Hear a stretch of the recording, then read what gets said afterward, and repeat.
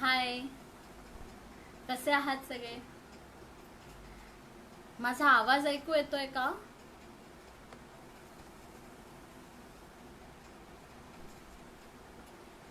मी दिसतेय सगळ्यांना? माझा आवाज ऐकू येतोय?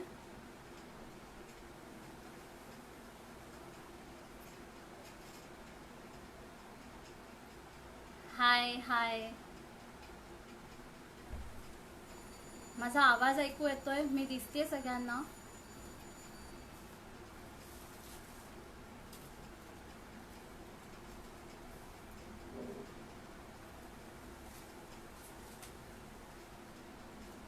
लवकरच आपण कार्यक्रमाला सुरुवात करणार आहोत.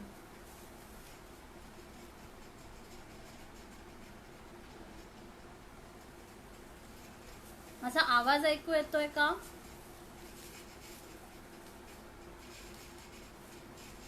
मी दिसतेय व्यवस्थित?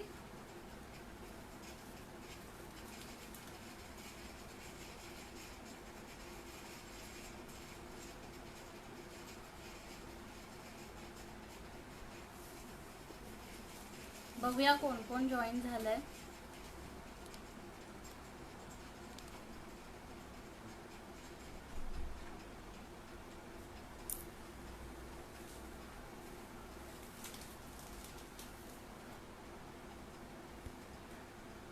मला कमेंट करून सांगू शकाल का आवाज येतोय का किंवा मी दिसतेय का?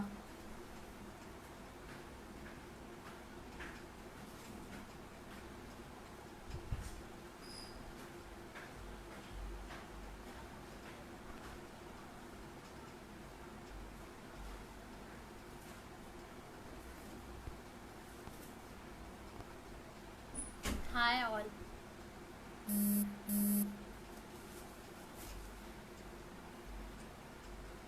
आपण आपल्या कार्यक्रमाची सुरुवात करूया. नमस्कार. सिद्ध संवाद या दुसऱ्या भागात मी मानसी लिमणे तुम्हा सगळ्यांचं स्वागत करत आहे.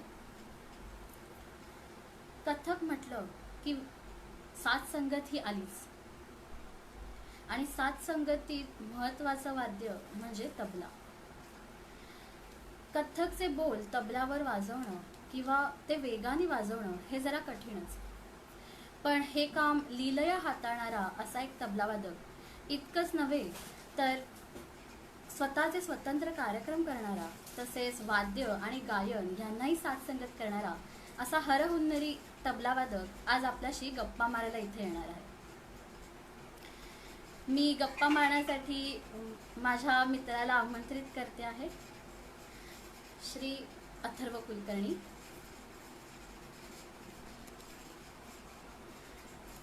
त्याच्याविषयी आपण काही माहिती घेऊया. तबल्याचे सुरुवातीचे शिक्षण हे ठाण्यातील सुप्रसिद्ध तबलावादक पंडित मुकुंदराज देव यांच्याकडे झाले आणि त्यानंतर सध्या विख्यात तबलावादक उस्ताद फजल कुरेशी यांच्याकडे शिकत आहेत. अखिल भारतीय गांधर्व महाविद्यालयाची तबला विशारद ही पदवी त्याला प्राप्त आहे.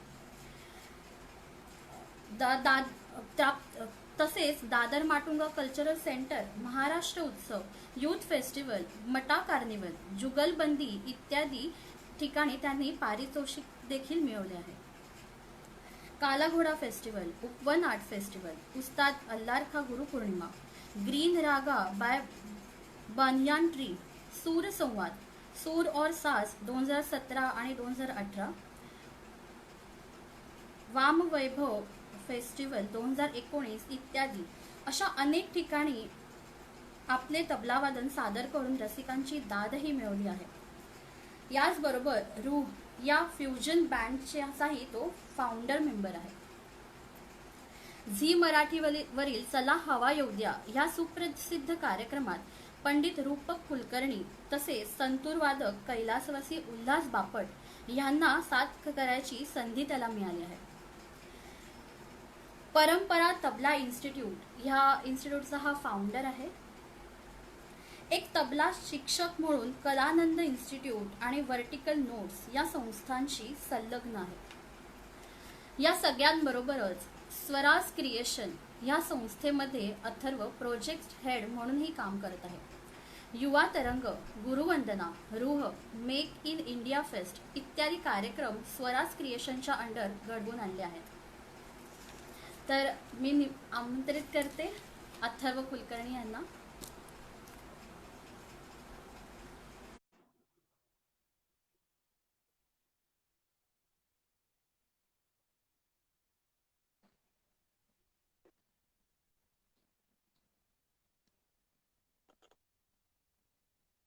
येतोय माझा आवाज येतोय? हो येतोय. तुला माझा ऐकायला येतो? हो हो येतोय येतोय. हाय. Hi hello. मी अथर्वला म्हटलं होतं की सुरुवात एकदम छान व्हायला हवी, म्हणून मी त्याला रिक्वेस्ट सुद्धा केली होती की त्याच्या तबला वादनाने ह्या कार्यक्रमाची सुरुवात व्हावी. तर मी अजिबात कुठलाही वेळेचा अजिबात विलंब न करता अथर्वला सांगेन की तू तुझ्या वादनाला सुरुवात कर. नक्की. एक थोडा वेळ 3 ताल वाजवतो. त्यात पेशकार, थोडासा एखादा कायदा गेला आणि काही कंपोजिशन.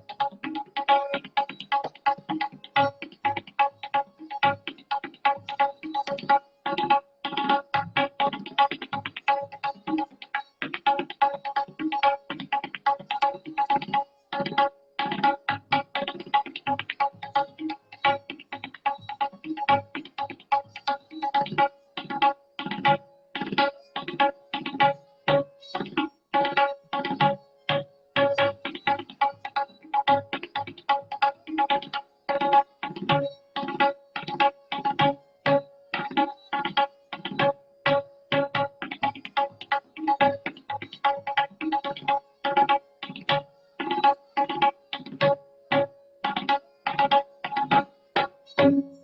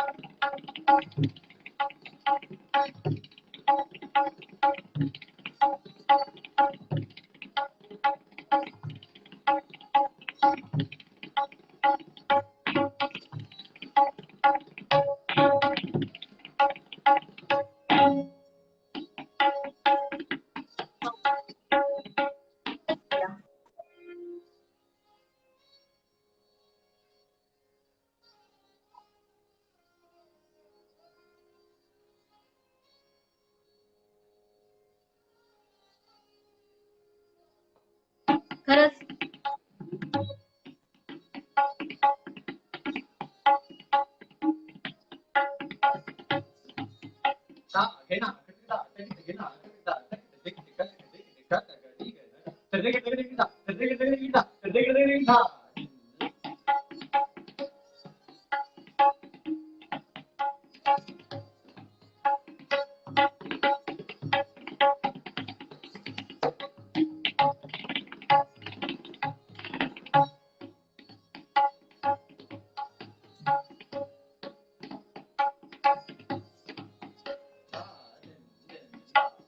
एक अप्पाजींचं दिन दिन दा दा दिन दा दा दिन दा दा दा दी दा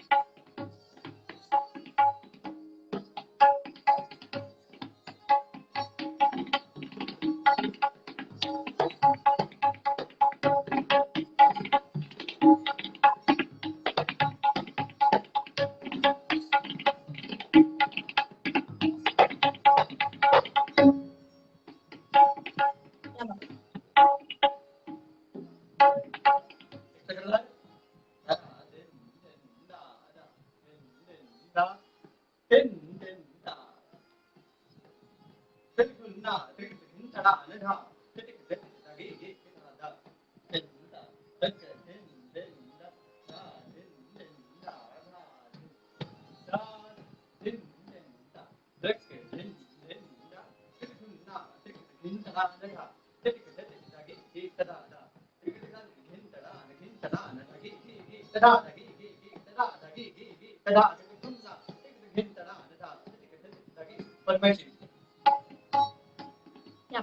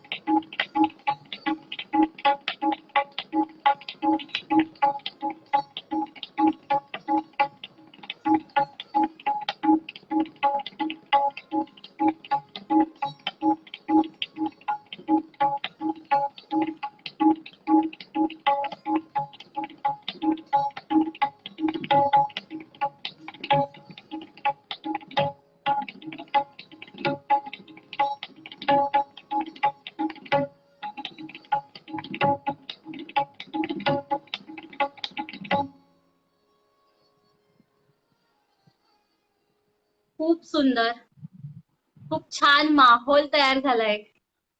आता गप्पा मारायला मजा येईल. येस एक मिनिट फक्त होल्ड कर मानसी मी जरा कॅमेरा असा करतो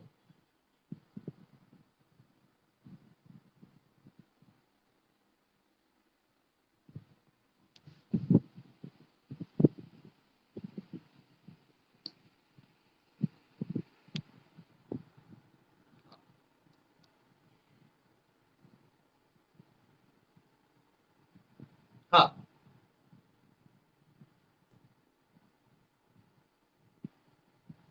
आय थिंक आता आवाज येत असेल सगळ्यांना. हो मगाशी येत नव्हता का आवाज नाही नाही येत होता. एक दोन जणांच्या कमेंट आहेत की आवाज थोडा कमी येतोय. तर मला वाटतं आता गप्पा मारताना आवाज येईलच. अच्छा ऍक्च्युली काय आहे काय म्हणतात हे असं मला दिसतच नव्हतीस तू कारण कॅमेरा त्या बाजूला होता त्यामुळे मी जस्ट ब्लाइंड होऊन असं वाजवत होतो त्यामुळे मलाही कळत नव्हतं एनिवे नाही. अथर्व माझा पहिलाच आपण गप्पा गोष्टीला सुरू करतोय आणि आय थिंक आपण असे खूप पहिल्यांदाच बोलणार आहोत आता आणि मला माझ्या बरोबर सगळ्यांना तबलाविषयी खूप जास्ती माहिती मिळेल आज. तर पहिलाच प्रश्न आहे तुला की आता तू जो परफॉर्मन्स दिलास तर त्याविषयी काय सांगशील? म्हणजे तू काय वाजवलंस थोडी आम्हाला माहिती देऊ शकशील का? एक तर ताल 3 ताल होता त्रिताल त्याच्यात 16 मात्रा असतात बऱ्याच त्यांना म्युझिक मधले आहेत इकडे मला प्राजक्ता दिसतीये किंवा मग काही जण दिसत आहेत मला तर ते चिन्मय आहे सो म्युझिक मधलं जे आहे तो 3 ताल होता आणि 3 ताल मधल्या 16 मात्रा सगळ्यांना 16 मात्रांचा ताल आहे आणि त्याच्यात एक पेशकार नावाची एक गोष्ट असते जशी गाण्यामध्ये आलापी असते किंवा कथ्थक मध्ये काय तुमचं थाट असतात तर तसंच तबल्यामध्ये एक पेशकार तर ते ठरलेलं नसतं ठरलेली गोष्ट नसते. एक एक एक काय म्हणतात, गुरु तुम्हाला एक जस्ट एक थोडस काहीतरी एक त्याची आउटलाईन सांगतात, त्याच्या पुढे तुम्ही त्याच्यात विचार करायचा असतो. पेशकारी गोष्ट ठरवून वाजत नाही, आणि जसं जसं तुम्ही शिकत जाता आणि तुमची एक मॅच्युरिटी वाढत जाते कलेतली, त्याप्रमाणे ते डेव्हलप होत जातं. सो तो एक इम्प्रॉम्प्ट असं म्हणता येईल, तो असा भाग असतो. आणि त्याच्यात तो एक थोडासा वाजवला, एक जस्ट एक सॅम्पल काय काय वाचतं. आणि त्याच्यानंतर एक माझ्या गुरुजींचा कायदा वाजवला. आणि नंतर कंपोजिशन्स, बंदिशी, जसे तुम्ही तत्कार आपलं तत्कार नाही काय तोडे करता, तसं त्यापरण बरोबर. करता, तेच. असं हा, असं. खूप सुंदर वाचन झालं. तर थँक्यू. आता ह्या विषयावर मला बोलायचं काहीच तर कळत मला नव्हतं, कारण मला थोडं असं खूपच सवय सुंदर नसल्यामुळे वाटलं. एकदम काहीच कळत नव्हतं. पण ठीक आहे, आणि मला कोणी दिसतही नव्हतं, त्यामुळे म्हटलं ठीक आहे बघूया. असं तुम्ही माझं माझं एक एक नाही, गोष्टींचा प्रयोग करत होतो. असं नाही की तुला काहीच कळत नाहीये की कोण बघतंय कोण नाही बघत आहे, कोण काय कमेंट करतंय. तो आम्ही सगळ्यांनी आम्ही खूप मंत्रमुग्ध झालो होतो ते ऐकण्यात. त्याच्यामुळे ह्या थँक्यू. सगळ्या गोष्टी दुर्लक्षित झाल्या. आता तबला हा विषय आलाच आहे, तर मला तुझा तबल्यातला प्रवास कसा होता आतापर्यंत, म्हणजे अगदी सुरुवातीपासून जेव्हा तू शिकायला लागलास तेव्हापासून आता आजपर्यंतचा तुझा प्रवास, त्याबद्दल काय सांगशील? प्रवास, माझा अजून प्रवास सुरू पण झाला नाहीये, खरं म्हटलं तर. आणि प्रवास नाही म्हणू शकत त्याला, एक अनुभव म्हणू शकतो शिकण्याचा. एक अगदी. प्रत्येक कलाकार अगदी शेवटपर्यंत शिकतच असतो, हे जरी खरं असलं तरी एक प्रोफेशनल तबला प्लेअर म्हणून काय म्हणतात, प्रवास असं मी म्हणू नाही शकत. किंवा कदाचित हे माझं परसेप्शन आहे, प्रत्येकाचं वेगवेगळं असू शकतं. आतापर्यंत असं तेच म्हणजे जसं विद्यार्थी दशेतच आपण सगळे असतो, तसंच मी पण एक विद्यार्थी दशेतच आहे. वेगवेगळ्या कलाकारांना ऐकणं, माझ्या जनरेशन मधले जे अ, माझे मित्र आहेत म्युझिक मधले, त्यांना ऐकणं, त्यांच्याकडनं शिकणं, किंवा प्रत्येक वेगवेगळ्या घराण्यातले वेगवेगळ्या लोकांना ऐकणं. आणि हे फक्त ऐकणं सध्या, ह्याच स्थितीत मी आहे. ऐकणं, त्यातलं किती समजणं आणि त्यातनं किती वाजवणं हे तर पुढची गोष्ट आहे. हे फक्त ऐकणं, ह्या स्थितीत मी आहे असं मी म्हणून स्वतः. पण मग तुझा असे वेगवेगळे टप्पे तुझ्या आयुष्यात आले असतील की जेव्हा तुला प्रत्येक वेळेला जाणवलं, मग त्याच संदर्भात माझा पुढचा प्रश्न आहे की अशा कोणत्या टप्प्यावर तुला वाटलं की तुला तबला वादकच व्हायचंय?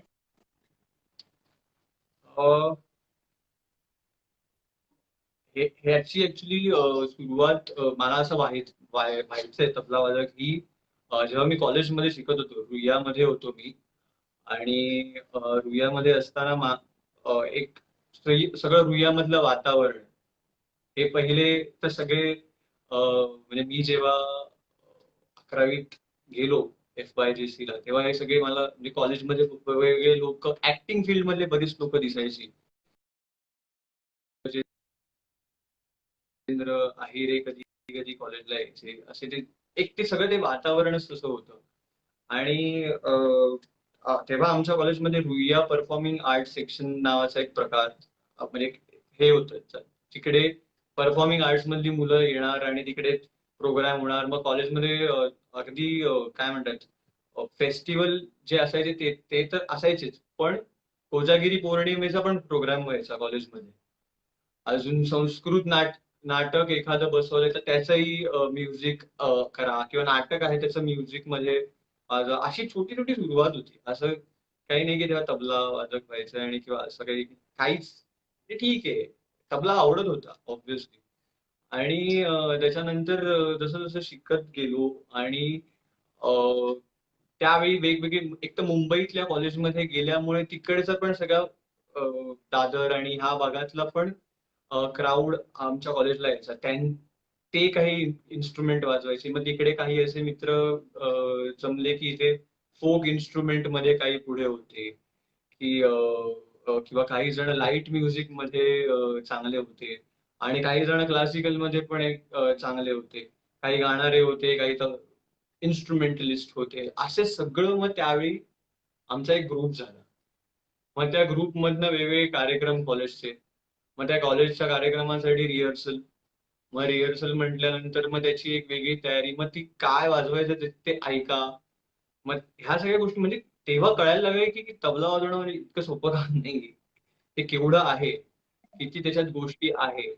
हे फक्त तुम्ही तुमच्या गुरूंकडे जा आणि शिका आणि त्याचा रियाज करा आणि झालं असं नाहीये. त्याच्या पलीकडेही खूप गोष्टी आहेत. म्युझिक करणाऱ्यांना हे बऱ्याच लोकांना माहिती असते. सो तेव्हा असं वाटलं की हा हे हे काहीतरी वेगळं, हे वेगळं आहे आणि हे सगळे नाही करत. हे आपण आ- हेचा पण आपण प्रयत्न केला आणि चुकून झालं तर चांगलं असं. मग तेव्हा वाटलं की आपण ह्याच्यात करिअर करावं. ते तसंच ते काय म्हणतात, मित्रांचा पण ग्रुप तसा जमला अशा ह्याने. केला लागतो. काय तो योग घेऊन आला त्यावेळेला, तो त्या तू योग कॉलेजला गेला. योग योग योग यावा लागतो. हा. आता तू कॉलेजचा विषय काढलाच तर माझ्यासाठी पण हा एक ते गूढ आहे माझ्यासाठी ते, की तू जेव्हा तबल्याची आवड असताना सुद्धा तू मास मीडिया मध्ये ग्रॅज्युएशन केलं, तर तबला टू मास मीडिया म्हणजे असं काय, तुझा प्रवास कसा म्हणजे अं, कसं काय निवड क्षेत्र वेगळं असं. हा नाही ऍक्च्युली मास मीडिया आधी होतं, नंतर तबला होता. कारण मास मीडियामध्ये माझे वडिलांची ऍड एजन्सी होती ठाण्यात, पॅलेट अँड ट्रस्ट नावाची. आणि त्यावेळी ठाण्यातले बरेच काही बँक्स, अजून तुमचे आत्ताचं प्रशांत कॉर्नर वगैरे, मग बरोबर हे बरेच म्हणजे त्यावेळी ठाण्यातली ही छोटी नावं सांगतोय. बरेच मोठे लोक होते, क्लायंट्स होते. आणि शाळेत असल्यापासूनच मग मी त्यांच्याबरोबर ऑफिसला जा आणि मग तेव्हा हे सगळं डिझायनिंग फील्ड काय असतं, ग्राफिक डिझायनिंग, हे मी तेव्हा शिकत गेलो. आणि कुठच्याही कॉलेजमध्ये मी असं गेलो नव्हतो की कोर्स केलेला आहे ग्राफिक डिझाईनचा, जीडी आर्टचा, असं काही नाही. त्यांच्याबरोबर जाऊन जाऊन शिकत होतो, ऑफिसमध्ये बसून शिकत होतो. तर ते जसं आपण गुरुच्या सहवासात राहून शिकतो तसंच. आणि ती माझी पहिली आवड होती खरं म्हटलं तर. आणि मग ते मास मीडिया ही फॅकल्टी मला वाटतं 2007 साली आली आणि मी 2008 10वीतनं पास आउट झालेलो. आणि तेव्हाच म्हटलं की 11वी 12वी झाली की आपण ह्याला जायचं. की एक असाही त्याच्यात मागे उद्देश होता की या क्षेत्रात काही झालं नाही, काहीच घडलं नाही, तर एक बॅकअप प्लॅन असावा. म्हणून एक चांगली डिग्री असावी म्हणून मी बीएमएम हा काय या पदवीला गेलो. आणि त्याच्यात मग ऍडव्हर्टायझिंग फील्ड पण खूप इंटरेस्टिंग आहे. त्यातही मी पुढे जाऊन 2 वर्ष 2 वेगळ्या ऍड एजन्सीमध्ये कामही केलेलं आहे, नोकरीही केलेली आहे. आणि तिकडेही वेगळा एक्सपिरियन्स घेतला आणि त्या सगळ्या गोष्टींचा पण फायदा तुम्हाला म्युझिकमध्ये होतो. हे मी तुम्हाला तिथे सांगेन की प्रोफेशनलिझम जो बाहेर आहे कॉर्पोरेट फील्डमध्ये आणि बाहेर काम करण्याची पद्धत आहे, ती तुम्हाला आर्टिस्टला त्याचा नक्कीच फायदा होतो. खरंय खरंय. असं सगळं ते आहे. तो म्हणतो की सगळ्याच गोष्टी शिकण्यासारख्या असतात आणि कलाकार कधीही म्हणजे कलाकार नेहमी हा कोणाकोणाचा तरी शिष्य असतो आणि तो नेहमी शिकत असतो. तर हा. असं नाही की कला क्षेत्रातच शिकत असतो, तर सगळ्या बाजूंनी तो शिकत असतो आणि प्रत्येक गोष्टीत त्याला शिकायला मिळणार असतो. तो सगळी क्षेत्र आपल्यासाठी शिक्षण म्हणून ओपन आहेत आज. काय काय मला प्रश्न नाही कळला, म्हणजे काय म्हणालीस? हे प्रत्येक मी सहज बोलले. अच्छा. माझा पुढचा प्रश्न आहे पण की लहान वयात मिळालेली दाद आणि ज्याने तबलावादन शिकण्यासाठी तुला बळ मिळालं, किंवा एक असं ना की अरे यार आता हे आपण करायला पाहिजे, की ही दाद मिळाली, आपण एकदम फर्मली तर मी या क्षेत्रात काहीतरी करू शकतो. आणि आता एखादी मिळालेली ऑफिस मधली दाद, ह्या दोन्ही गोष्टी आम्हाला सांगतील का? आता एक प्रोफेशनल लेवल म्हणून आणि त्यावेळेला एक नवशिखा म्हणून तुला बळ येण्यासाठी म्हणून.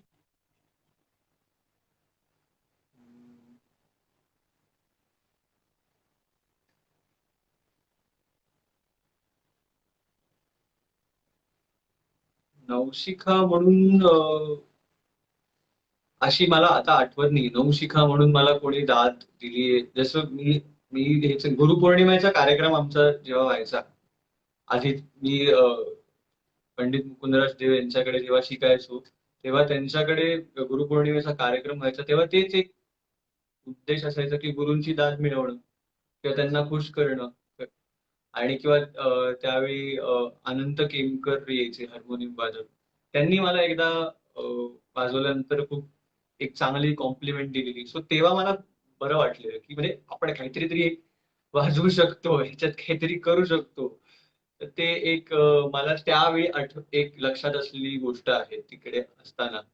आणि आत्ता असं म्हणशील तर लक्षात राहील असं एकच आहे की मी जेव्हा अब्बाजींच्या गुरुपौर्णिमेत वाजवलं, उस्ताद अल्लारखा खासाबांच्या गुरुपौर्णिमेत जेव्हा मी वाजवलं, तेव्हा झाकीरभाई समोर होते आणि तेव्हा मी एका स्टार प्लेयर बरोबर वाजवत होतो. अं, तर तेव्हा मी तबला वादकाला चान्स दिल्यानंतर मी मी हा प्रयत्न केलेला की जो ते सितारवर वाजवेल तोच प्रकार मी ह्याच्यावर वाजवू शकेन. आणि ते 9 मात्रांमध्ये सगळं चाललेलं गणित. तर मी तसं वाजवलं आणि ते झाकीर भाई असे ते बसलेले आणि ते खुर्चीतनं असे क्या बात आहे असं ते झालं आणि मला तेवढंच दिसलं. तोच एक प्रसंग माझ्या डोळ्यात अजूनही आहे. अजूनही आहे. मी एवढंच एक मी त्या इन्स्टिट्यूटमध्ये एक शिकणारा मुलगा आणि फर्स्ट बेंच स्टुडंट एवढंच ते मला ओळखतात. त्याच्या पलीकडे हे नाही. पण तेवढी दाद पण पुरेशी आहे. तेवढी दाद पण मला खूप अजूनपर्यंत ती माझ्या लक्षात आहे. लक्षात असलेली अ, गोष्ट. संपूर्ण विश्व त्यांना ओळखतं तबला वादक म्हणून, आणि अशा व्यक्तीकडून जेव्हा दाद मिळते तेव्हा तेव्हा अ, काय पाहिजे भरून अजून तुम्हाला? आणखीन पुढे काहीच नको. काहीच नको. तो खरी एक गोष्ट ती आहे. लक्षात राहिलेली दाद अशी म्हणता येईल. आत्ताच्या किंवा अजून आपण करायला पाहिजे. अजून आपण बराच रियाज केला पाहिजे. बरंच चांगला वेगळं वाजवण्याचा प्रयत्न केला पाहिजे. वेगळ्या गोष्टींचा प्रयोग करण्याचा प्रयत्न केला पाहिजे. हे त्या गोष्टींमुळे माझ्या लक्षात आहे. आता तू आत्ताच नावं घेतली, पहिले पहिले तुझे गुरु पंडित मुकुंदराज देव आणि आता, तर ही दोन वेगळी घराणी आहेत. तबल्यांमध्ये सुद्धा घराणी असतात, आणि आता तू दोन वेगवेगळ्या घराण्यांमध्ये शिकतोस, तर त्या दोन घराण्यांविषयी आम्हाला काही माहिती सांगशील का? की अं, इथे कसं होतं आणि इथलं काय असं वेगळं तबला वादन आहे ह्या घराण्यातलं, ते मुकुंददादाकडे तू शिकलास आणि आता तू शिकतोयस फजल कुरेशी यांच्याकडे, तर त्यांच्याकडे तुला असं काय त्यांचे वेगळे बोल किंवा घराण्यामध्ये जे असतं ते त्याविषयी आम्हाला थोडी माहिती सांग. अं, फरक तर खूप आहे. आणि दोन्ही घराण्यातल्या जे तबला प्लेयर्सची स्टाईल पण वेगळी. म्हणजे मी आधी ज्यांच्याकडे शिकत होतो, मुकुंदराज देव, त्यांच्याकडे ते बनारस घराणा आणि अजराडा घराणा अशा दोन वेगळ्या गुरूंकडे तेही शिकलेले आहेत. त्यामुळे अच्छा. त्यांच्याकडनं जी तालीम मिळाली, त्यांच्याकडचे जे कायदे आणि रेले त्यांनी त्यावेळी शिकवले. आणि काय असतं, तुम्ही ज्या गुरुकडे शिकता, पहिले तर माझं हे ऑब्झर्वेशन आहे की तुम्ही ज्यांच्याकडे शिकता त्यांची स्टाईल तुमच्यात आपोआप येते. तुम्ही कुठचं हम्म. घराणं हे बनू नका की हा घराण्याचा तबला मी वाजवतो, हे घराणं. उद्या एखादा तबला प्लेअर किंवा गाणारा एखाद्या घराण्याला रिप्रेझेंट करत असेल तरी ते घराणं तर असतंच, पण शिवाय त्याची एक स्टाईल असते. म्हणजे एकाच घराण्याचे दोन तबला प्लेअर पण आहेत जे वेगवेगळ्या त्यांची स्टाईल आहे. सो उदाहरणार्थ पंडित किशन महाराज आणि पंडित सामता प्रसाद हे बनारस घराण्याचे तबला प्लेअर होते दोघेही. पण दोघांची स्टाईल कम्प्लिटली वेगळी होती. दोघांचे इन्स्ट्रुमेंटलला साथ करायचे टेक्निक्स वेगळे होते, विचार वेगळे होते. आणि हाच फरक कम्प्लिटली मला त्यावेळी काय मी सांगू शकतो. सरांकडे असताना मी बऱ्याच गोष्टी एक तर मी त्यांच्याकडे सुरुवातच माझी त्यांच्याकडे झाली. त्यांनी मला ना, था, ती, ते हे बेसिक बोल हे त्यांनी मला शिकवले. तबल्यात एक ताकद लागते, तबला वाजवताना एक ताकद पाहिजे तुमच्यात. ती ताकद माझी त्यांच्याकडे राहून डेव्हलप झाली. तयारी म्हणतो आपण, ती त्यांच्याकडे राहून डेव्हलप झाली. किंवा रियाज केला पाहिजे, रियाजाचं महत्व, रियाज किती कंटिन्यूस केला बरोबर. पाहिजे, ह्या गोष्टींचं महत्व मला त्यांच्याकडे कळलं. अ, अ, किंवा काही बोल जसे बनारस घराण्याचे असतात की धिगी धिगी धिगी ना धिगी ना धिगी धिगी ना धिगी ना धागे ना धिगी ना धिगी धिगी ना धिगी, हे डग्ग्याचं काम आहे. धिगी दिना त्रिगी दिना धागे ना धिगी दिना, हे बनारस घराण्याच्या ह्या काही गोष्टी आहेत त्या त्यांच्याकडे शिकलो किंवा शिकायला बघायला मिळाल्या, शिकायला मिळाल्या.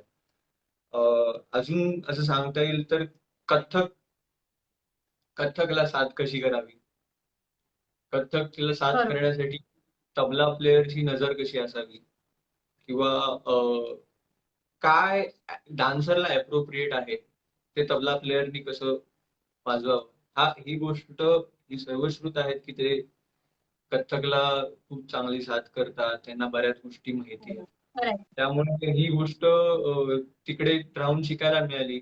तिकडे या गोष्टींचा की कथ्थकचे बोल हे तबल्यामध्ये कसे आणायचे, हे हे तिकडे खरं तर म्हटलं तर शिकायला तिकडे मिळालं.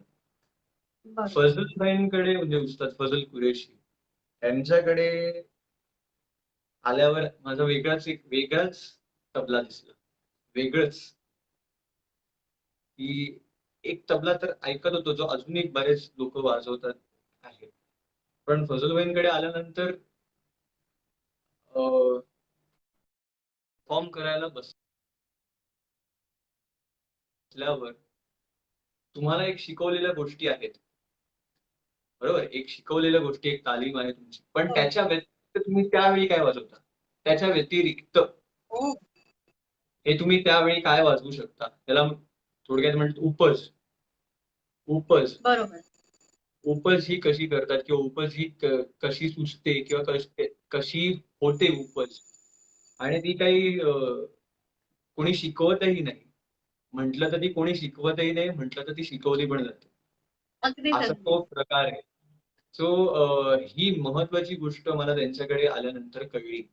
कारण अब्बाजींची शिकवण, अब्बाजींची तालीमच तशी होती की समोर गुरु शिकवतच असतो, पण शिष्याला विचार करायला लावणं हे खूप कमी गुरु शिकवतात. की तू तुझा विचार कर, मग तो काय आहे, तो बरोबर आहे चुकीचा आहे ते ते ठीक आहे बघून घेऊ, पण ऍटलिस्ट तू तुझा विचार तर सुरू कर. हे खूप कमी गुरु सांगतात की आणि खूप महत्वाचं आहे. हा, की एक एक किस्सा फजलभाईंनी सांगितलेला मला की पंडित किशन महाराज, महान तबला वादक पंडित किशन महाराजजी एका प्रोग्राम मध्ये वाजवत होते आणि बनारसची उठाण वाजवत होते. वा. आणि ते उठाण वाजवत असताना ही ऑथेंटिक जी बनारसची उठाण वाजवणारे खूप कमी तबला प्लेयर आहेत, जे उपज करतात, जे उपज वाजवतात.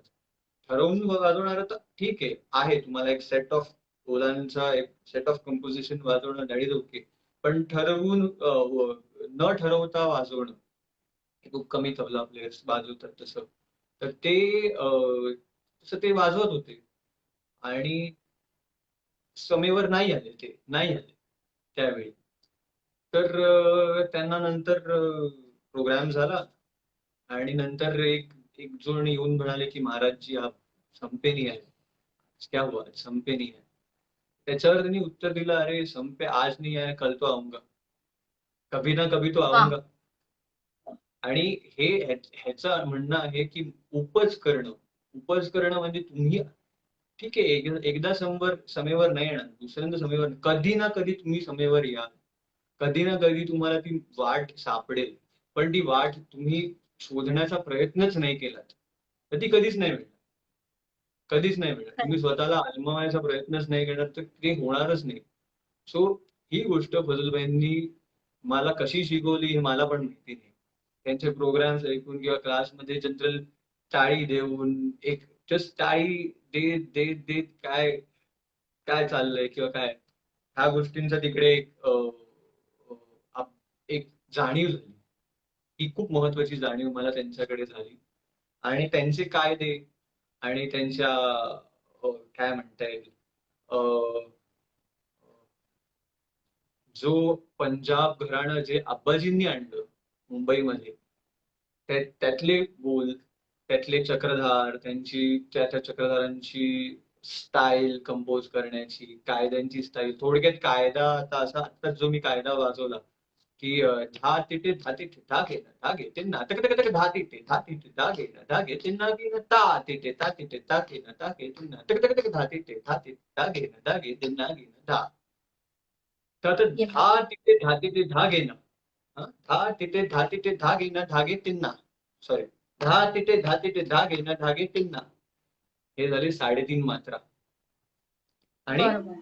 धा तिथे धा तिथे धा घे ना धागे तिन्ना टक टक टक धा तिथे धा घे ना धागे तिन्ना की ना. सो पुढचे जे आहेत टक टक टक धा तिथे धा घे ना धागे तिन्ना की ना, ह्या झालं 4.5. 3.5 अधिक 4.5 8.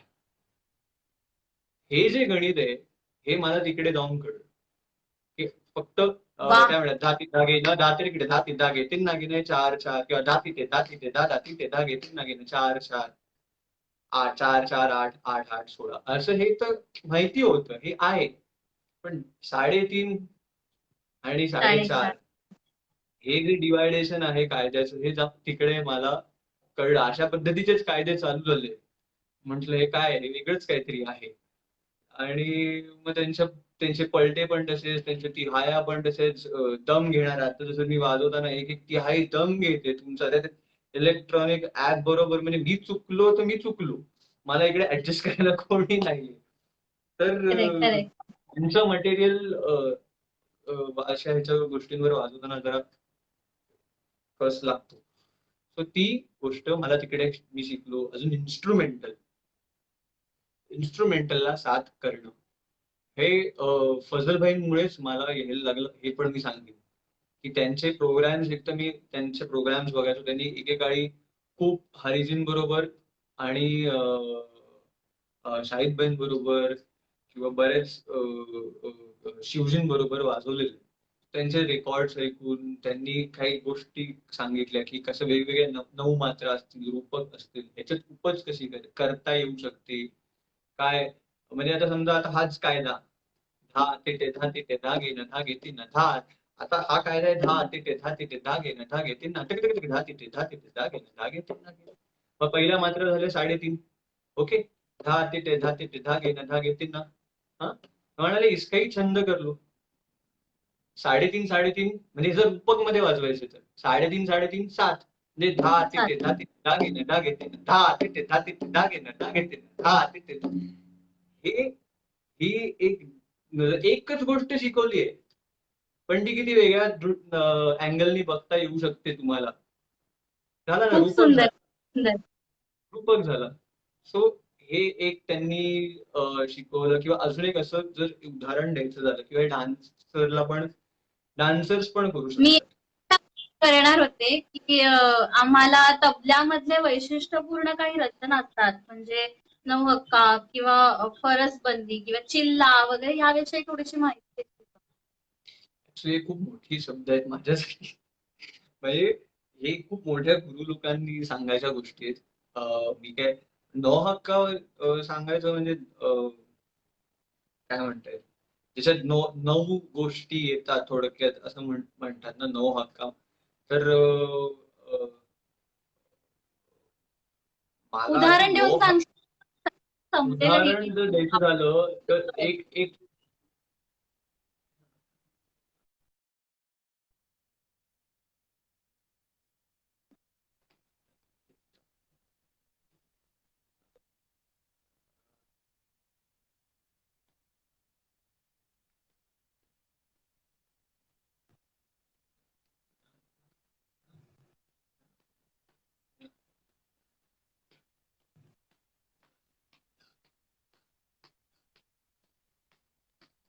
हा एक कंपोजिशन आम्हाला शिकवलेलं. तर ते म्हणजे घे ना आता किती धा दिन दिन दा धा दिन दिन दा धा दिन दिन दा धा दिन दिन दा घे ना आता किती धा धा धा धा धा धा धाण धा त्रिकिट त्रिकिट धा त्रिकिट त्रिकिट धा त्रिकिट त्रिकिट धा त्रिकिट त्रिकिट धा त्रिकिट त्रिकिट धा त्रिकिट त्रिकिट धा त्रिकिट त्रिकिट धा त्रिकिट त्रिकिट धा त्रिकिट त्रिकिट धा घे ना त्रिकिट धा त्रिकिट धाण धा धाण धा धाण धा त्रिकिट त्रिकिट धा त्रिकिट त्रिकिट धा त्रिकिट त्रिकिट धा त्रिकिट त्रिकिट धा त्रिकिट त्रिकिट धा त्रिकिट त्रिकिट धा त्रिकिट त्रिकिट धा त्रिकिट त्रिकिट धा त्रिकिट त्रिकिट धा घे ना त्रिकिट धा त्रिकिट धाण धा धाण धा धाण धा त्रिकिट त्रिकिट धा त्रिकिट त्रिकिट धा त्रिकिट त्रिकिट धा त्रिकिट त्रिकिट धा त्रिकिट त्रिकिट धा त्रिकिट त्रिकिट धा त्रिकिट त्रिकिट धा त्रिकिट त्रिकिट धा.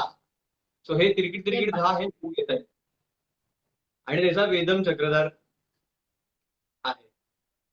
तो ह्याला नो हक्का म्हणतात किंवा नो हक्का हा होऊ शकतो. ती पण फजलबाईंचीच बंदिश आहे. क्या बात. चिल्ला आणि फरसबंदी ह्या खरंच खूप डेप्थ मधल्या गोष्टी आहेत. खूपच डेप्थ मधल्या. माझ्यासारख्या पण माणसाने त्याच्या त्याच्याबद्दल बोलणं. चिल्ला असं म्हणतात, चिल्ला या गोष्टीच्या खूप डेफिनेशन्स वेगवेगळ्या आहेत.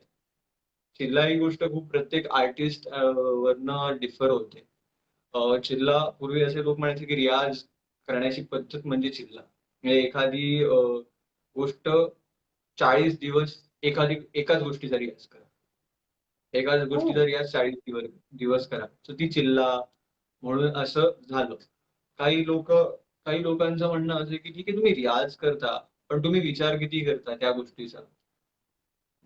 म्हणजे पंडित अरविंद पारिख सितार वादक त्यांनी असं सांगितलं चिल्लाबद्दल की तुम्ही विचार पण करणं हाही चिल्ला आहे तबल्यामध्ये.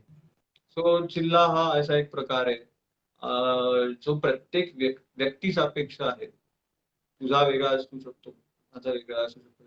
रियाजच फक्त त्याला एक ती टर्म दिली आहे चिल्ला असं आहे. अच्छा. आणि फरसबंदी असं म्हणतात, आता हे असं म्हणतात की फरसबंदी म्हणजे फरशी थोडक्यात एक चौकट आणि एक ताल ही एक चौकट आहे आणि ती चौकटीचे सगळे कोपरे तुम्ही काय म्हणतात व्यापले पाहिजेत तबला वाजवताना. सो त्याला फरसबंदी असं एक म्हटलेलं आहे की ती तालाची सगळे कोपरे तुम्ही कॅप्चर केले पाहिजे. ती फरसबंदी झाली. कुठचाही लघु त्यातनं उरला नाही पाहिजे. 16 मात्रा आहेत तर 16 मात्रांनंतर कुठचाही लघु उरला नाही पाहिजे त्यातनं. सो हे फरसबंदी बद्दल असं एक आहे म्हणणं आहे. अजून काही अशा वेगळ्या बंदिशा किंवा बंदिशांचे प्रकार अशाच्या विषयी काही सांगू शकतो? अ, अ, बंदिशांमधले प्रकार म्हणजे काय काय काय आहे? म्हणजे चक्रधार, तिहाई असं. काही जे तू वाजवून किंवा म्हणून दाखवू शकतोस आणि आम्हाला ते एक्सप्लेन पण करू शकतो. एक एक फरमाईशी जसं आपण म्हणतो फरमाईशी चक्रधार की समेवर येणं आणि हे म्हणजे फरमाईशीमध्ये पहिला धा हा पहिल्या समेवर असतो. दुसरा पल्ल्यातला दुसरा धा हा समेवर असतो आणि तिसऱ्या पल्ल्यातला शेवटचा धा ही सम असते. सो ही फरमाईशीची जरी डेस्टिनेशन झाली तरी फरमाईशी बेदम खूप कमी लोक म्हणजे ती एक स्टाईल आहे फरमाईशी बेदम चक्रधार वाजवणं किंवा करणं. सो ही स्पेसिफिकली मला आमच्या अब्बाजींच्या घराण्यामध्ये दिसते की समजा फॉर एक्झाम्पल तिथून तिथून थुन धागे धागे ते धागे धागे ते धा धा चंद्रिका चंद्रिका चंद्रिका किती तांत्रिक घर चंद्रिक किती धा किती तांत्रिक घर चंद्रिक चंद्रिक किती धा किती तांत्रिक घर चंद्रिक चंद्रिक चंद्रिक किती धा किती थुन किती तांत्रिक किती थुन थुन. सो ही एक फरमाईशीची बेदम फरमाईशी पण सगळे जनरली अब्बाजींची बरीचशी ही स्टाईल होती की बेदम करायची. ते चक्रधार दमदार चक्रधार खूप कमी करायचे. सगळे बेदमच करायचे किंवा त्यांची एक खासियत त्रिपल्ली एक खास आहे की त्रिपल्ली म्हणजे 3 वेगवेगळ्या लयी असतात. लयीचे दर्जे असतात. की तत तत तत दिन दिन दिन धा किडे नक तक थिर किट झन्ना धा धा धा दिन दिन हाँ. तत तत तत दिन दिन दिन धा किडे नक तक थिर किट झन्ना धीरे धीरे किट धा किडे नक तक थिर किट धा धीरे धीरे किट धा किडे नक तक थिर किट धा धीरे धीरे किट धा किडे नक तक थिर किट धा तत तत दिन दिन दिन धा किडे नक तक थिर किट झन्ना धक धक किट धा किडे नक तक थिर किट धा धक धक किट धा किडे नक तक थिर किट धा ये ट्रिपल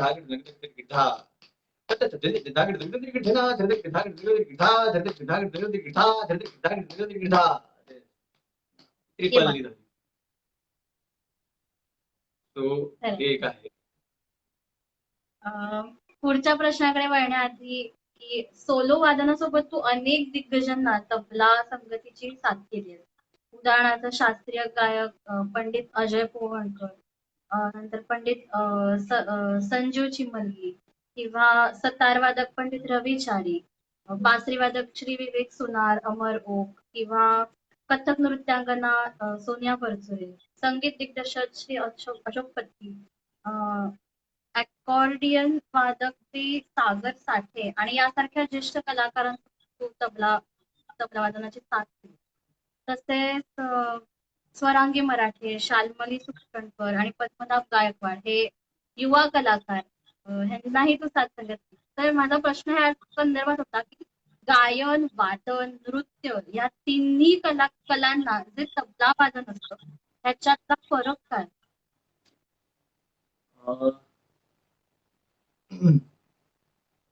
गायन, वादन आणि नृत्य हे ह्यातही बरेच प्रकार आहेत. गायनातही खूप बरेच प्रकार आहेत, जसं की गायनात लाईट म्युझिक आहे, म्हणजे सुगम संगीत, शास्त्रीय संगीत, फिल्म संगीत, फिल्म म्युझिक, गझल, नाट्यसंगीत, अजून काय म्हणू शकतो आपण, लोकसंगीत. सो हे हे वेगवेगळे त्याच्यात प्रकार आहेत. सो पहिले तर मी ह्याबद्दल सांगतो की नुसतं असं नाही की गायन, वादन आणि नृत्य ह्यांना साथ करण्यासाठी वेगळं काय. गायनातल्या या प्रत्येक गोष्टीला साथ करण्यासाठी वेगळा अभ्यास आहे. प्रत्येक गझल आहे, नाट्यसंगीत आहे, दोन्ही कम्प्लिटली डिफरंट गोष्टी आहेत. कम्प्लिटली डिफरंट गोष्टी. की गझलला तुम्हाला जे ठेके वाजवायला लागतात किंवा गझलला ज्या काय म्हणतात, तिहाया वाजवायला लागतात, लग्ग्या वाजवून. सो तो एक वेगळा अभ्यासाचा विषय आहे. की काही तबला प्लेयर जसे की उस्ताद तारिक खान हे फक्त गझलसाठीच इतके फेमस आहेत की त्यांच्या गझल त्यांना ऐकून तबला प्लेयर्स गझलला कसं वाजवायचं ह्याचा अभ्यास करतात. सो तसा एक आहे. नाट्यसंगीत हा कम्प्लीट वेगळा विषय आहे की त्याच्याबरोबर कसं वाजवलं जातं, त्याचे ठेके कसे वाजवले जातात. आणि जर अगदीच म्हटलं की फिल्म म्युझिक, तर फिल्म म्युझिकचाही वेगळा अभ्यास आहे. की फिल्म म्युझिकला जसं क्लासिकल हा फॉर्म फ्री फॉर्म आहे किंवा 90% म्युझिक हे इम्प्रोव्हायझेशन वर डिपेंड आहे. त्या क्षणी तुम्ही काय वाजवता हे त्याच्यावर. पण जेव्हा तुम्ही फिल्म म्युझिक वाजवताय तेव्हा तुम्हाला स्कोर टू स्कोरच वाजवलं पाहिजे. तुम्हाला तिकडे एकही स्वतःच गोष्ट वाजवून चालत नाही. जसा तुमच्या समोर एक स्कोर ठेवलेला असतो, तो तसं जसं ओरिजिनल गाणं वाजलंय तसं वाजवण्याचा प्रयत्न इकडे केला पाहिजे. मग तिथले ते ठेके असतील, मग त्याच्यात बारीक बारीक गोष्टी, म्हणजे फॉर एक्झाम्पल आता जर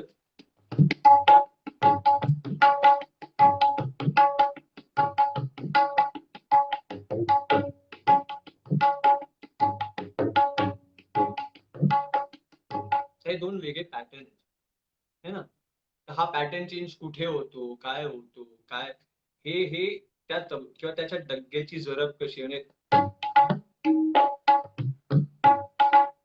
हा ह्याचे 3 नोट्स वाजले डग्ग्याचे.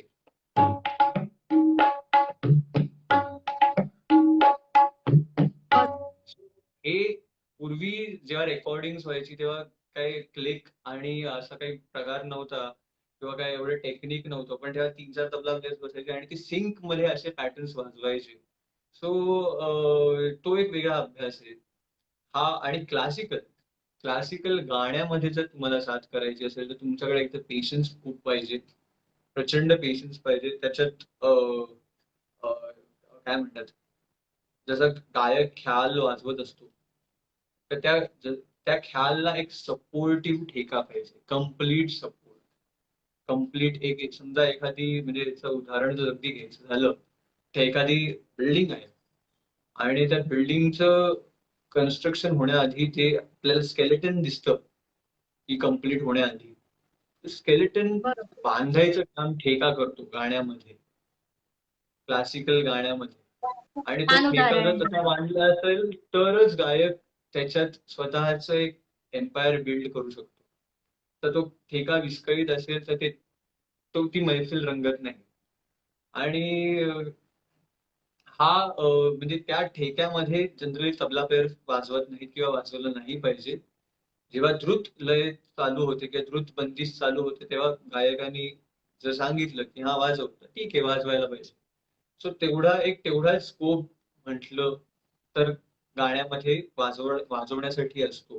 किंवा त्याच्या पुढे अगदी एखादा गायक ठुमरी गात असेल किंवा दादरा गात असेल तर त्याच्यात लग्ग्या वाजवण्याचा एक रियाज असला पाहिजे, तो सेन्स असला पाहिजे गाण्याबरोबर वाजवायचा. हे गाण्याबाबत झालं. इन्स्ट्रुमेंटल इन्स्ट्रुमेंटल मध्ये फ्लूट, सतार, संतूर ही जर इन्स्ट्रुमेंट घेतली आपण इन्स्ट्रुमेंटल मध्ये, तर फ्लूटला एक साथ करायची वेगळी पद्धत आहे, सितारला साथ करायची एक वेगळी पद्धत आहे आणि संतूरला एक साथ करायची कम्प्लिटली वेगळी पद्धत आहे.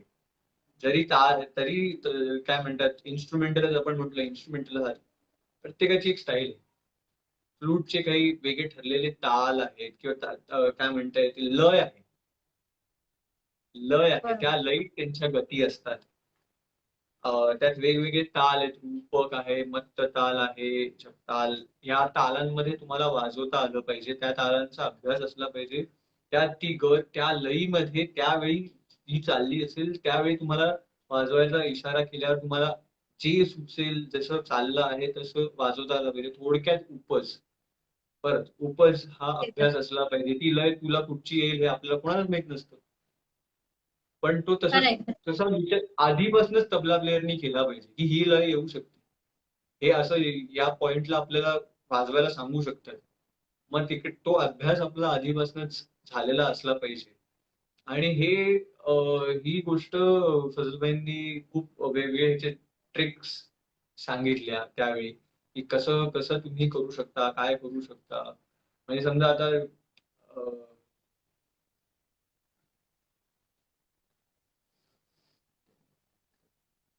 म्हणजे समजा धा धिन धिन धा धा धिन धिन धा धा तिन तिन धा धा धिन धिन धा धारिक धारिक धारिक धारिक धारिक धारिक धारिक धारिक धारिक धारिक धारिक धारिक धारिक धारिक धारिक धारिक. पण त्यांचं एक सांगणं आहे की पहिले जमीन बनाव. तर जमीन म्हणजे ह्या सगळ्या गोष्टी मला माहितीच नव्हतं. जमीन बनाव म्हणजे काय? एक तालाचं जे 16 मात्रा आहेत त्याच्यात एक जमीन तयार कर आणि मग त्याच्यात तुला काय करायचं ते कर. पण हे हे जमीन बनाव म्हणजे ही जी फ्रेज आहे तर ते थोडक्यात मी तिसरं वाजवतोय. धागे तकिट तकिट तकिट तकिट तकिट तकिट तकिट तकिट तकिट तकिट तकिट तकिट तकिट तकिट तकिट तकिट धारिक धारिक धारिक धारिक धारिक धारिक धारिक धारिक धारिक धारिक धारिक धारिक धारिक धारिक ही एक जमीन माझी तयार झाली. आता हे मी इन्स्ट्रुमेंटलला त्या लयीत समजा वाजवतोय 3 तालच्या ती लय आली आणि त्या लयीत मला हा हा ही जमीन मी बनवली. तर मग धारिक धारिक धारिक धारिक धारिक धारिक आता हे 3 मात्रा झाल्यानंतर माझी एक तिहाई समजा आहे. समजा धारिक धारिक धारिक धारिक धारिक धारिक धारिक धारिक धा धारिक धारिक धा धारिक धारिक धा धारिक धारिक धा धारिक धारिक धा धारिक धारिक धा धारिक धारिक धा धारिक धारिक धा धारिक धारिक धा. क्या बात. ही 3 तालमध्ये मी समेवर आलो. आता हीच तिहाई मी परत वेगळ्या तालांमध्ये मला फिरवता आली पाहिजे. फॉर एक्झाम्पल आता रूपक चाललंय टिन टिन ना धी ना धी ना ही लय जनरली इन्स्ट्रुमेंटल आहे. टिन टिन ना धी ना धी ना धारिक धारिक धारिक धारिक धारिक धारिक धारिक धारिक धारिक धारिक धारिक धारिक धारिक धारिक धारिक झालं रूपक. आता ह्याच्यात हीच तिहाई फक्त मला जागा बदलायची की धारिक धारिक धारिक धारिक धा धारिक धारिक धा धारिक धारिक धा धारिक धारिक धा धारिक धारिक धा धारिक धारिक धा धारिक धारिक धा धारिक धारिक धा धारिक धारिक टेन. एकच तिहाई मी आधी चौथ्या मात्रेपासून उचलत होतो, ती मी दुसऱ्या मात्रेपासून उचलली. ती आली रूपक मध्ये. सो हे जे बरोबर. विचार आहेत हे फजलूबाईंनी मला शिकवले. हा अभ्यास क्या त्यांनी बात. मला शिकवला. आणि नृत्याबरोबर साथ करणं, जसं मी सांगितलं की सरांकडे शिकत असताना मी ती गोष्ट खूप शिकलो. आणि माझी बहीण पण तेव्हा डान्स शिकत होती. त्यामुळे ती जेव्हा रियाज करायची तेव्हा म्हणजे हे अगदी मी खूप लहान असताना की तेव्हा बघायचो की काय आहे, काय एक आपण बघत असतो ना, काय काय आपल्याला लहानपणी सगळ्यांना वाजवायचं, मला हे पण वाजवता आलं, मला हे पण वाजवलं. तेव्हा कळत नसतं, पण ते वाजवणं काही सोपं काम नाही. पण तो प्रयत्न होता की डान्स बरोबर पण वाजवता आलं पाहिजे. तर डान्स बरोबर वाजवताना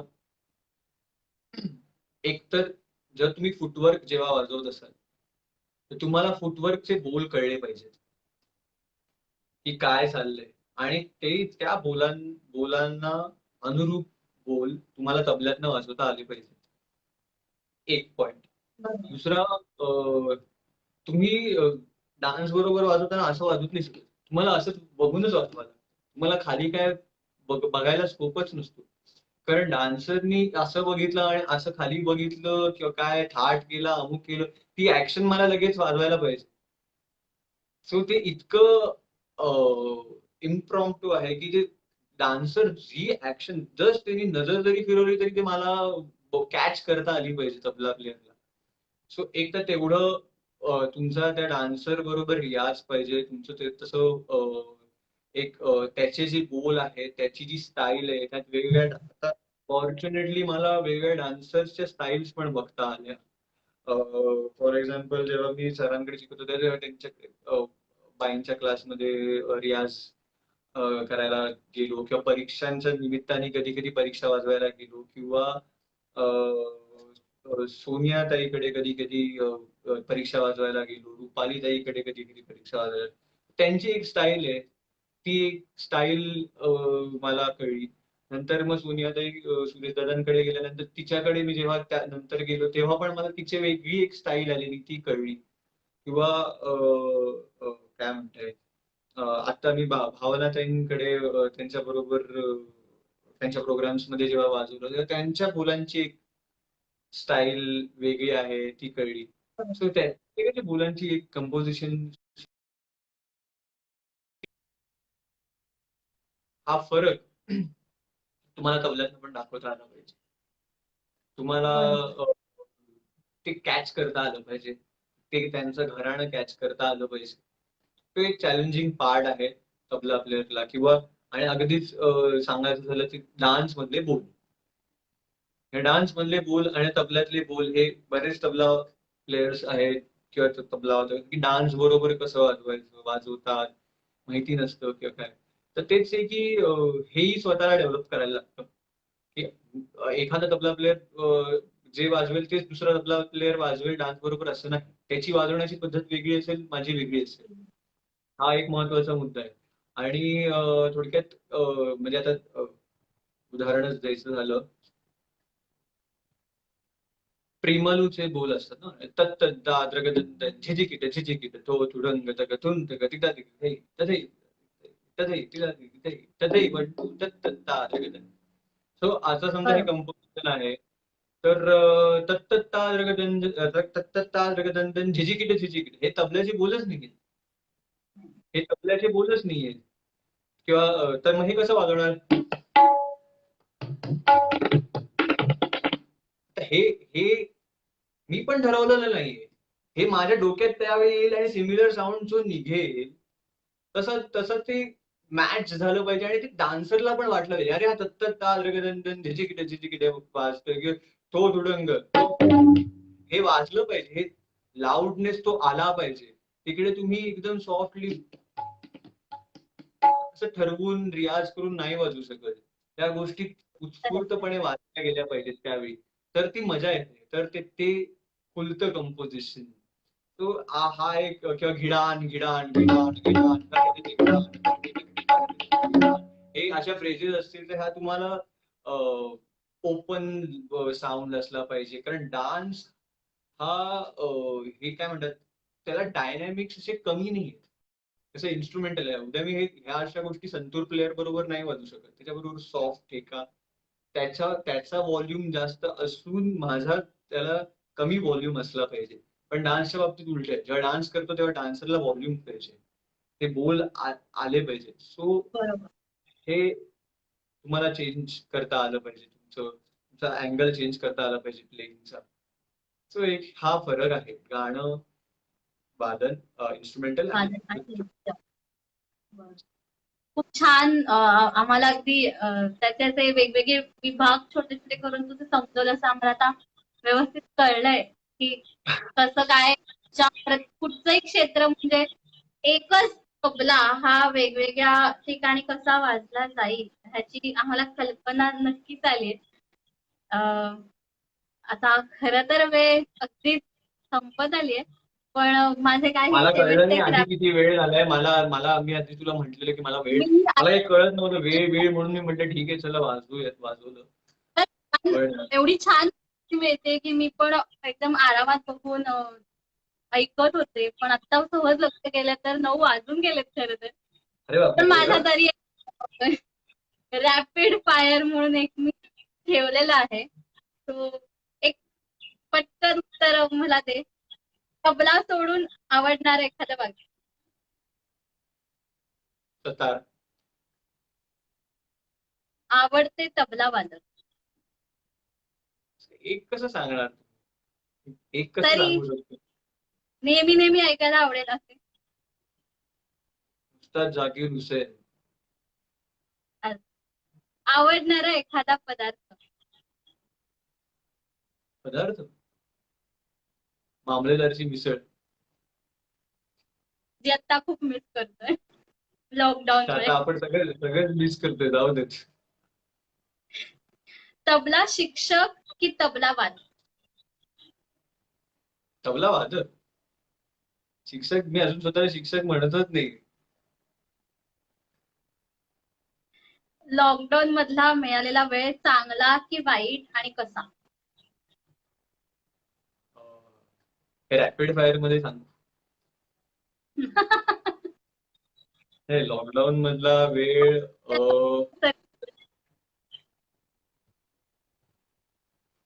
चांगला चांगला नाही वाटत मला तरी अजून चांगला वाटत नाही. कारण बऱ्याच गोष्टी आपण मिस करतोय आयुष्यातल्या. बरंच मागे चाललोय असंही कधी कधी वाटतं. म्हणजे हा वेळ आपण इतर सगळं चालू असतानाही काढू शकतो. याच्यासाठी स्पेसिफिक लॉकडाऊनची अजिबातच गरज नव्हती. बरेच प्रोग्राम्स कदाचित आता माहिती नाही आपलं प्रोग्राम्स कधी चालू होतील. कधी आपण ऑडिटोरियम मध्ये जाऊ, साऊंड चेक करू आणि रिहर्सल्स करू, एक वेगळ्या आर्टिस्ट लोकांना ऐकू, तशी म्युझिकल देवाणघेवाण होईल. त्यामुळे लॉकडाऊनचा वेळ मला तरी वाटत नाही तेवढा तो हवा हवा असा आहे असं मला तरी वाटत नाही. बर. आवडता ताल आणि राग.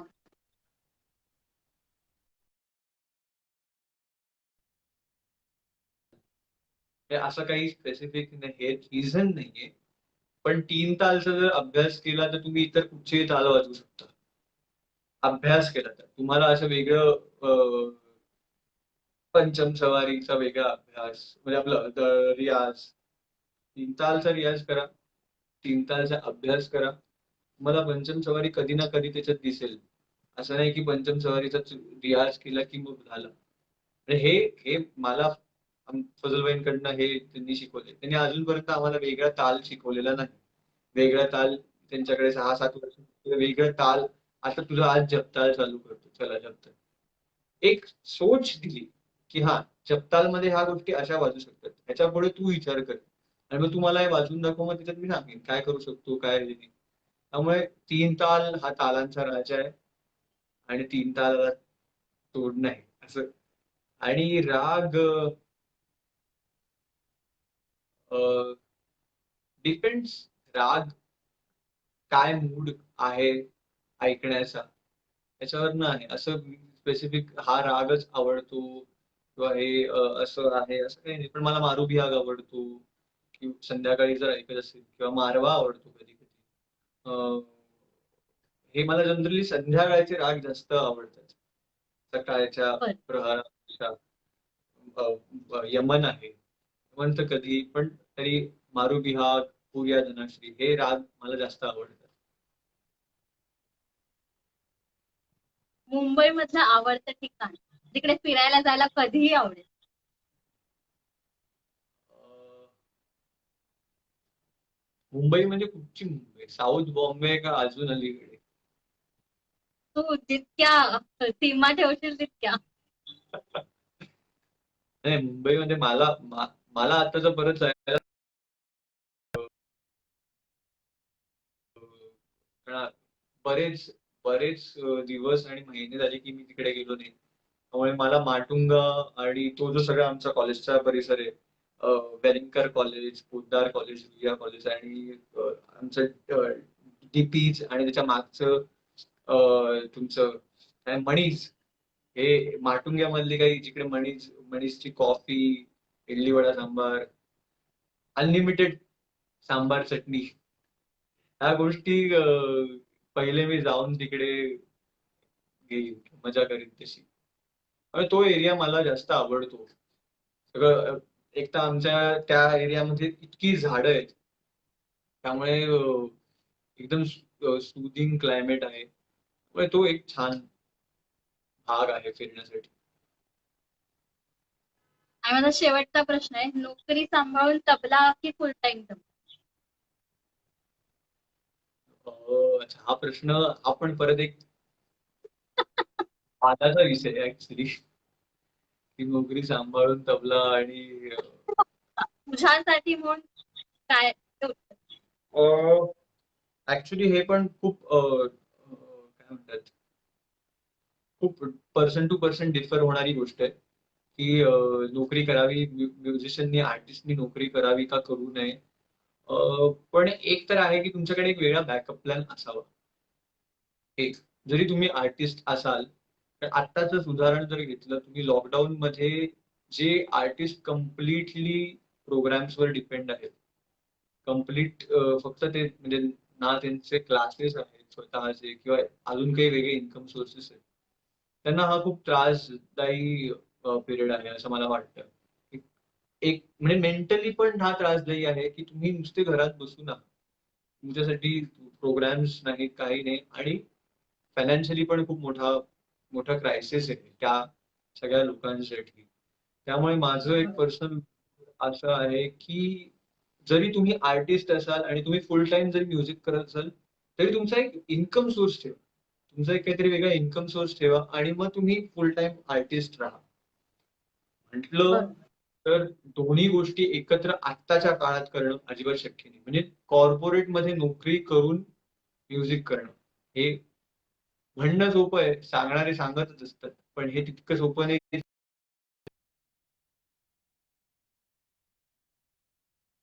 करायचे. त्यांच्यासाठी तेवढं सोपं नाहीये. कारण सकाळी तुम्ही जाणार लोकल ट्रेन पकडून कुठे अंधेरीला का कुठे अजून साऊथ बॉम्बेला, आणि रात्री एकदम दमून 8-9 वाजता ऑफिस मधनं निघून तुम्ही समजा ठाणा किंवा डोंबिवलीमध्ये राहत असाल तर तुम्ही पोहोचणार 10 वाजता. कधी रियाज करणार? कधी कधी, आणि परत दुसऱ्याच दिवशी तुम्हाला जायचंय ऑफिस. ते तेवढं सोपं नाहीये सांगणं की हा नाही, एक नोकरी करून करा हे सगळं. एवढंही सोपं नाही, पण एक बॅकअप प्लॅन ठेवा दुसरा. हे माझं एक त्यातला एक सुवर्ण मध्य असेल प्रत्येक आर्टिस्टसाठी असं मला वाटतं. वा, क्या बात. खरंच खूप मजा आली अथर्व आज गप्पा मारणं, आणि वेळ कसा निघून गेलाय कळलंच नाहीये. आणि नाही, असंच मला पण गोडच खूप मजा आली. मला माहिती नाही मी कोणाला बोर केलंय किंवा कोणाला कंटाळा आणलाय, आणि मी काही कधी खूप खूप टेक्निकल पण बोललोय का मला माहिती नाही काही. नाही, पण खूप छान तुझ्या मार्फत काय काय तबल्याविषयीची जी इतकी माहिती, खरं तर कधी वेळच येत नाही की इतकी डीप मध्ये जाऊन एखादी माहिती घेणं, पण ह्या निमित्ताने आम्हाला ती कळली. त्याबद्दल मी तुला नाही, मी खूप खूप मी थँक्यू. एक हा प्रयत्न केला की मला जेवढं आतापर्यंत ते कळलंय तेवढं मी शेअर करेन. कारण बरेच लोक हे शेअर पण नाही करत, आणि माझं म्हणणं आहे की हे शेअर, हे प्रत्येक आर्टिस्टनी आपल्याकडे जे नॉलेज आहे किंवा आपल्याकडे आपल्याला जे माहिती आहे हे दुसऱ्याला एकदम फ्रीली शेअर केलं पाहिजे. तिकडे कुठेही काय म्हणतात की अरे ही माझं हे गोष्ट मी ह्याला कशी सांगू आणि मी ओपन कशी करू आणि हे कसं करू, हे अजिबात नसलं पाहिजे. हे अजिबात, हे भले डान्सर्स असतील, हे व्होकलिस्ट असतील, एकदम फ्रीली. कारण जे जे जो करेल त्याच्यावरच डिपेंड आहे की तो ती गोष्ट कशी करेल, हे त्याच्यावरच डिपेंड आहे. मी उद्या कोणाला सांगितलं आणि त्यांनी तसंच केलं, त्या त्या पण आपण आपल्याकडचं नॉलेज नक्कीच प्रत्येकाला एकदम खरंय. शेअर केलं पाहिजे. हे त्याने आणि तुमच्याकडचं नॉलेज वाढतं. त्याने तुमच्याकडचं नॉलेज कमी होत नाही. तुमच्याकडचं नॉलेज नेहमीच वाढत राहणार. खरं तर मुलाखतीच्या मालिकांचा हाच उद्देश आहे की लोकांपर्यंत माहिती पोहोचावी प्रत्येक कलाकाराविषयी आणि त्यांच्या वाद्यांविषयी, त्यांच्या कलेविषयी. म्हणूनच आपण हा इंटरव्ह्यू घेतो आणि खरंच मला खूप बरं वाटलं की तू इथे अगदी माझ्या एका फोनवर आलास आणि नाही नाही आम्हाला एवढी माहिती दिली. तू खूप खूप धन्यवाद तुला की तू इथे आलास, माझ्या सांगण्याला अगदी मान थँक्स देऊन. To you. मला तू बोलवलंस आणि मला, मी अशी मुलाखत कधी देईन असं फेसबुकवर आणि कधी हे मी हा प्रकार करीन, आम्हाला तुझ्या निमित्ताने करता आला. त्यामुळे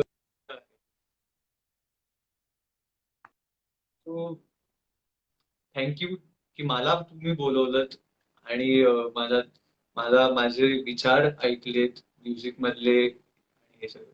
thanks to you. Thank you Atharva. आणि मला असं वाटतं की आणखीन या गप्पा चालू राहाव्यात, पण आपल्याला वेळेचं बंधन आहे. त्याच्यामुळे आपल्याला तिथे थांबलं, पण आपण नक्की हा विषय आणखीन चर्चा करू पुढे.